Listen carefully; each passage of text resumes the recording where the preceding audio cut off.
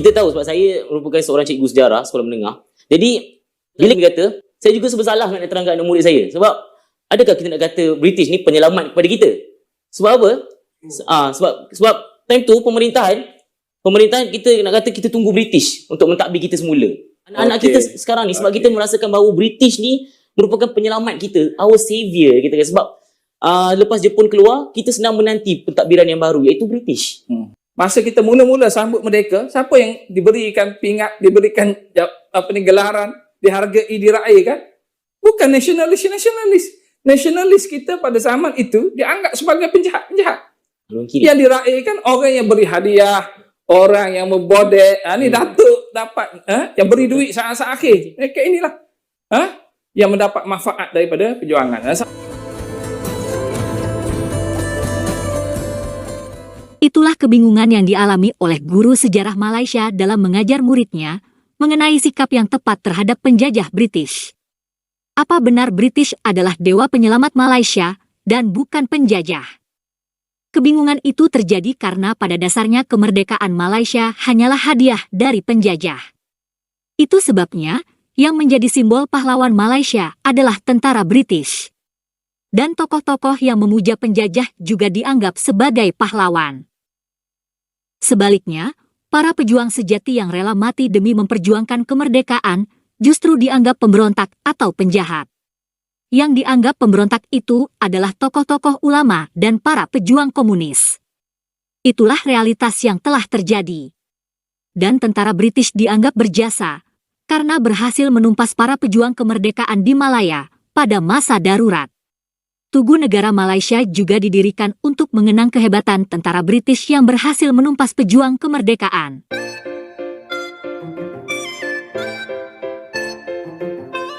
Realitas sejarah seperti itu tidak akan bisa diubah.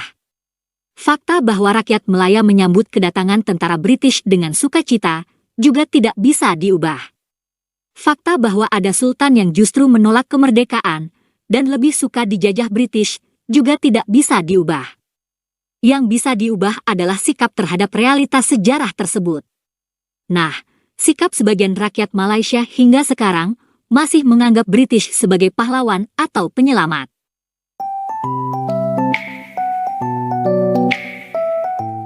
Para tokoh pemuja British pun dianggap sebagai pahlawan dan masih dijunjung tinggi oleh rakyat Malaysia. Sikap seperti itu sebenarnya bisa diubah kalau mau. Rakyat Malaysia seharusnya menganggap British sebagai penjajah yang perlu dikutuk. Tokoh-tokoh pemuja penjajah pun seharusnya tidak boleh disebut sebagai pahlawan. Adapun pejuang sejati kemerdekaan seharusnya menjadi pahlawan. Tapi perubahan sikap seperti itu tidaklah semudah yang dibayangkan. Sebab, sejarah itu memang ditentukan dan ditulis oleh pemenang. Dalam hal ini, yang menjadi pemenang adalah tentara British dan tokoh-tokoh pemuja British. Merekalah yang menentukan pula sikap sejarah. Nah, perubahan sikap tidak mungkin dilakukan tanpa perubahan politik yang besar atau revolusi. Sebab, tokoh-tokoh pemuja penjajah terlanjur dianggap sebagai pahlawan, dan anak cucu mereka pun menjadi tokoh politik penting atau berkuasa. Keturunan sultan-sultan pemuja penjajah British pun masih berkuasa, dan malah disembah oleh kaum Melayu negeri Kasino. Jadi, sungguh sulit mengubah sikap Malaysia terhadap penjajah British jika tidak ada revolusi atau perubahan politik yang besar. Sekali lagi, sikap terhadap sejarah bisa diubah lewat politik atau revolusi. Tapi fakta sejarah itu sendiri tidak bisa diubah. Misalnya fakta betapa gembiranya rakyat Malaya menyambut kedatangan penjajah British. Hal itu jelas fakta sejarah. Bandingkan dengan yang terjadi di Indonesia pada saat tentara Inggris datang setelah Perang Dunia Kedua. Jauh sekali bedanya, seperti terlihat dalam video berikut ini. Untuk mempertahankan dan menegakkan agama, kedaulatan negara Republik Indonesia merdeka. Saat itu PBNU dan kiai-kiai mendorong agar kemudian memiliki sikap yang jelas, yaitu melakukan sebuah perlawanan. Ada jihad fisabilillah yang kemudian itu menjadi salah satu spirit bahwasanya mempertahankan kemerdekaan adalah fardu ain bagi setiap orang muslim. Ini menjadi satu kekuatan mobilisasi sebenarnya. Mobilisasi besar-besaran santri yang ada di Jawa dan Madura untuk datang ke Surabaya. Inggris masuk tanggal 25. Itu terjadi pertempuran 4 hari. 25, 27 sampai tanggal 31. Kemudian Malabi itu terbunuh. Itu kemudian Inggris mengultimatum pembunuhan Malabi dan semua senjata-senjata harus diserahkan kepada Inggris. Di ultimatum dikasih waktu sampai tanggal 10 November itu.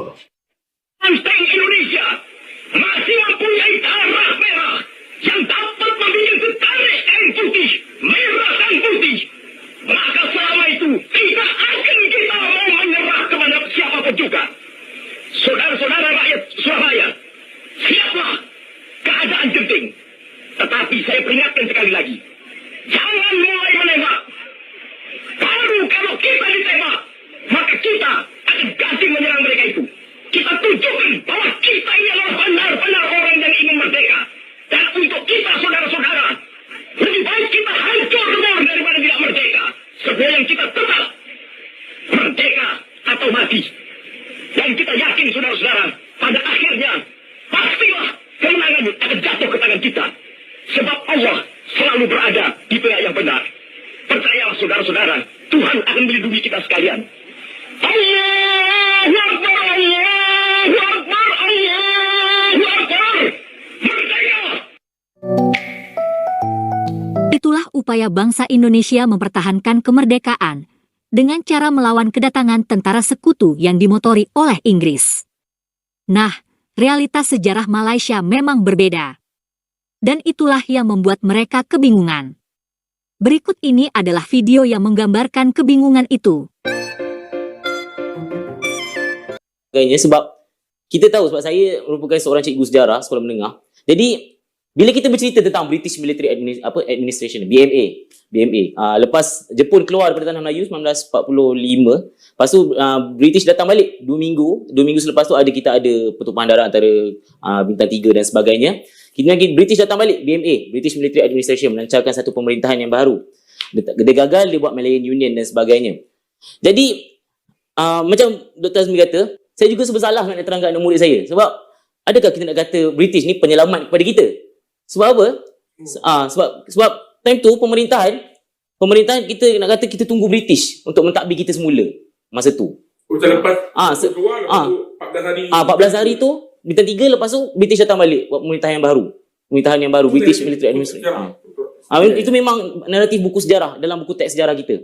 Kemudian selepas itu kita gagal, British gagal buat BMA, teruskan dengan rancangan seterusnya itu Malayan Union. Lepas tu ditentang oleh orang Melayu, nasionalis Melayu dan sebagainya. Akhirnya kita tubuhkan PTM 1948. Okey, baik.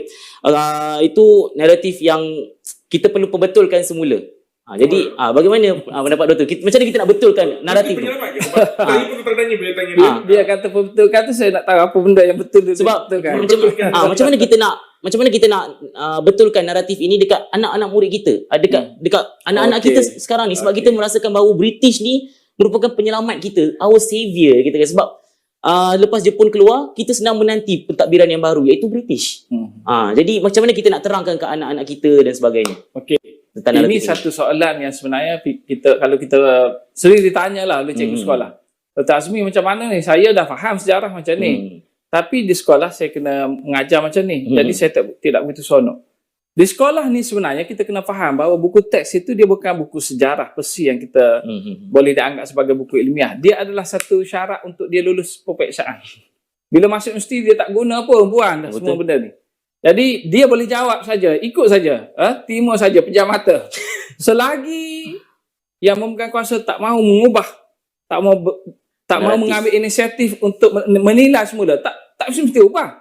Nilai balik. Dalam buku teks itu ialah mereka percaya bahawa British itu sebenarnya yang membina tamadun di sini. Ini masalahnya. Bukan kita.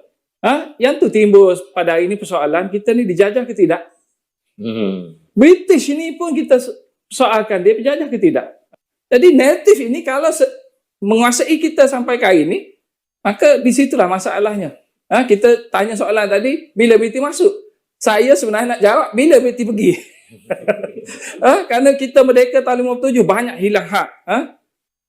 Diberi syarat itu syarat ini. Dan masa merdeka ni perkara yang mungkin kecil lah, tapi menarik perhatian. Masa kita mula-mula sambut merdeka, siapa yang diberikan pingat, diberikan gelaran, dihargai, diraihkan? Bukan nasionalis. Nasionalis kita pada zaman itu dianggap sebagai penjahat. Yang diraihkan orang yang beri hadiah, orang yang membodek. Ni datuk dapat yang beri duit saat-saat akhir. Mereka inilah yang mendapat manfaat daripada perjuangan. Dan sampai kali ini orang nak angkat pemain ni sebagai pejuang merdeka pula. Ini masalah. Yang terhasil daripada kepentingan-kepentingan yang bukan sejarah pun, tapi elemen politik. Darurat. Bukan saya kata. Bukan saya kata, Dr. Nasha. Tahun 1992, Frank Furedi kata, darurat ni bukan darurat perang kolonial. Darurat ada di tempat lain, di Afrika. Tak ada lawan komunis, lawan nasionalis. Darurat ini adalah istilah public relation. Darurat ni sasaran kelompok memperjuangkan kemerdekaan. Dia sebut macam tu. Sebab kebetulan lepas daripada pengisytiharan darurat tu, tiba-tiba semua yang menentang British semua ditangkap. Itulah. Tapi apa respon ahli sejarah, apa respon pihak yang menentukan buku teks apa semua, apa respon mereka? Betul ke salah ni? Ada tulisan macam ni. Kena ada respon. Kalau ini tak betul, kritik. Tapi saya tak nampak ada yang kritik. Begitulah kebingungan Malaysia terhadap realitas sejarah mereka yang memang tidak bisa dibanggakan. Terima kasih sudah menonton sajian kami. Sampai jumpa lagi.